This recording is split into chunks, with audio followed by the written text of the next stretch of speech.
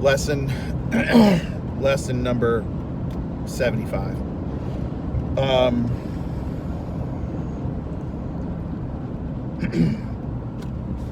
So Gracie was,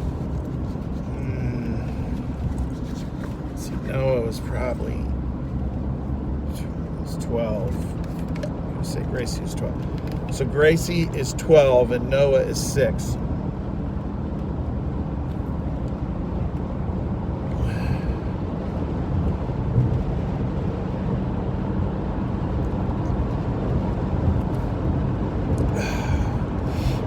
Gracie is 12, Noah is 6, and they're quibbling constantly, and it's getting on our last nerves. And so finally, I just said, if you don't learn to get along better, you will find Dad will use a creative way to get you to work together.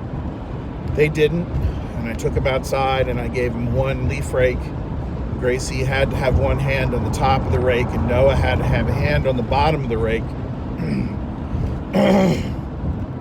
And they had to rake the whole yard. And it's a fun story, creative way to reinforce. But while part of what we're trying to do is shape kids to go in a certain direction, one of the things I've noticed about that scenario is they never stop quibbling all through their teens. And I think that Gracie, I think Gracie was maybe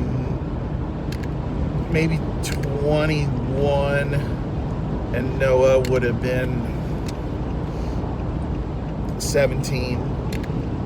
And we were learning about the love languages, and the 5 love languages by Gary Smalley, I think. And basically it's a simple personality test that you take, and it kind of helps you to identify how you most like to be loved, or how are you affirmed. And it's a simple little test, and it helps identify what other people want in relationships, and it's a strategy to have relationships with them. The reason I say that is after my children, 21 and 17, realized that they were using the love language that they personally love, and not the love language that the other person was willing to receive.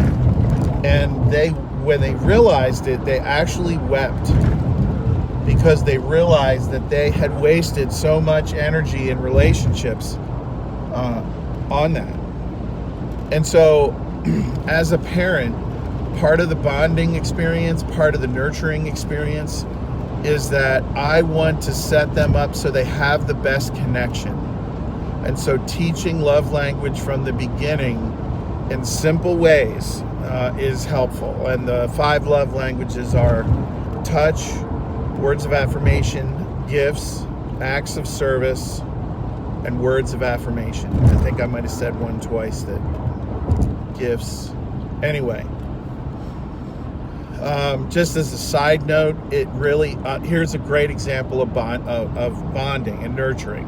Once they understood that my love language was touch, I frequently would find them touching the top of my head as they left the house. And so, and it's funny, but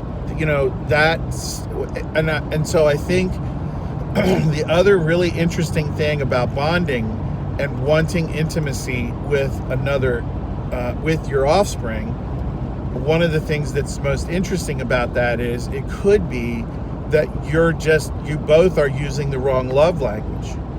And so there may even be a nurturing where you feel like there's lost ground, that lost ground can be gained.